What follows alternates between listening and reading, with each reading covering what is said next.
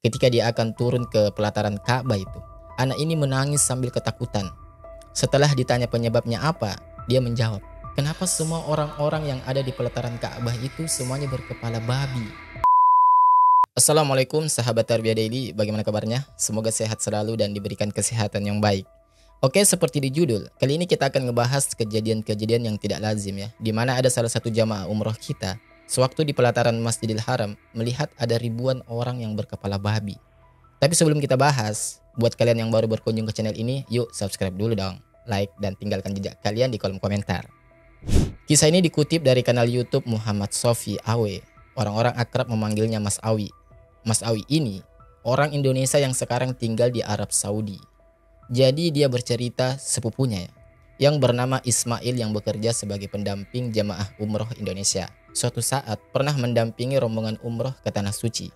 Nah, ada seorang jamaahnya itu yang merupakan mantan ajudan dari seorang pejabat di Indonesia.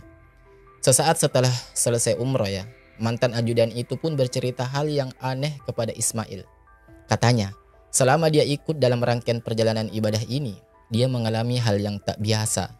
Ismail mengatakan, salah satu keluarga dari pejabat itu, pada saat di Madinah dan pada saat akan pergi ke Masjid Nabawi, dia selalu saja demam, sehingga tidak pernah sholat di masjid. Kata Ismail mengutip cerita dari mantan ajudan ini. Nah, setelah rombongan sampai di Mekah, saat akan melaksanakan ibadah umroh, salah satu anak mantan ajudan tersebut juga mengalami hal yang aneh ketika dia akan turun ke pelataran Ka'bah itu. Jadi saat akan turun ke pelataran Ka'bah, anak ini menangis sambil ketakutan. Setelah ditanya penyebabnya apa, dia menjawab, "Kenapa semua orang-orang yang ada di pelataran Ka'bah itu semuanya berkepala babi?"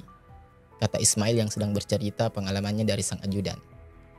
Dan pada akhirnya, anak mantan ajudan itu tidak jadi melaksanakan umroh karena takut untuk turun ke pelataran Ka'bah dan memilih untuk kembali ke hotel.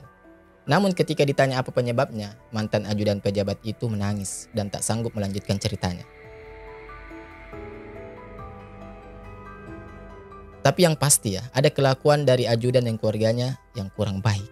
Fenomena seperti ini memang seringkali terjadi di Masjidil Haram. Ada banyak cerita-cerita yang tidak rasional yang diceritakan oleh orang-orang saat berkunjung ke sana. Teman saya pun juga ya bahkan pernah bercerita tentang pengalamannya sewaktu di Masjidil Haram, yang mana ia kesulitan untuk mencari jalan pulang ke hotel. Tersesat berjam-jam lamanya, hanya karena memakai sandal di salah satu penghuni hotel tanpa izin. Kemudian timbul pertanyaan, mengapa bisa demikian? Jadi, kita melihat dari makna kata Masjidil Haram, dan kenapa dinamakan haram? Menurut para ulama, karena di dalam tanah itu berlaku berbagai ketentuan yang mengharamkan kita melakukan berbagai hal, seperti berburu, perang, mematahkan tumbuhan, dan lain sebagainya. Termasuk juga haram untuk dimasuki oleh orang kafir. Hal ini sebagaimana yang telah difirmankan Allah Subhanahu wa taala, "Hai orang-orang yang beriman, sesungguhnya orang-orang yang musyrik itu najis. Maka janganlah mereka mendekati Masjidil Haram sesudah tahun ini." Al-Quran Surah At-Taubah ayat ke-28. Dengan banyaknya fenomena aneh yang terjadi, orang-orang percaya apabila melakukan dosa sebelum ibadah haji atau umroh, mereka akan langsung mendapatkan balasan yang setimpal di Mekah atau di Madinah. Kisah nyata ini sering diceritakan para ustadz di dalam ceramahnya. Jadi, ada rombongan haji asal Indonesia yang melakukan perjalanan menuju kota Mekah. Setelah bus sampai, satu persatu orang pun turun dari bus itu. Namun ketika ada seorang wanita turun dan menapakkan kakinya di tanah, dia tiba-tiba langsung ambruk dan pingsan. Ketua rombongan pun kaget bukan main ya. Soalnya, si wanita ini telah dicek tidak memiliki penyakit fatal apapun, sehingga sangat aman untuk menjalankan ibadah haji. Akhirnya, si wanita yang pingsan ini dilarikan ke rumah sakit terdekat di kota Mekah. Dia pun mulai diperiksa di sana ya. Dan dokter pun mengatakan kalau si wanita yang tak sadarkan diri ini berada dalam kondisi koma. Akhirnya dia pun dirawat di sana dan rombongan pun meneruskan ibadah hajinya. Hampir sebulan lebih berlalu setelah kejadian itu, dan setelah rangkaian ibadah haji selesai, si wanita juga belum sadar dari komanya. Hingga akhirnya pada suatu ketika, si wanita ini pun sadar dan langsung menjerit sejadi-jadinya.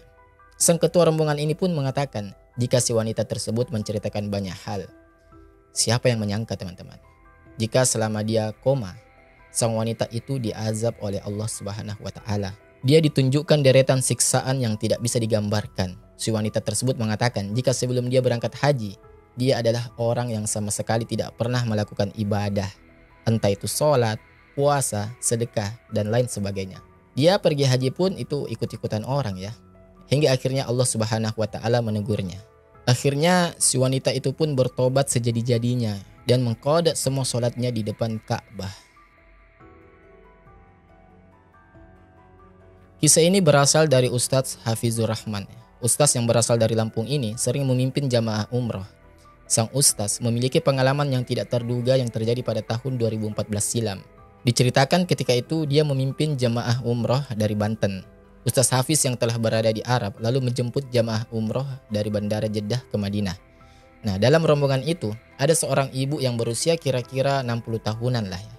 Tapi berpakaian nyentrik dan berdandan cukup tebal. Tampilannya yang sangat mencolok berbeda dengan jamaah umroh yang lainnya. Ibu ini bersama jamaah lainnya pergi melakukan tawaf di pelataran Ka'bah.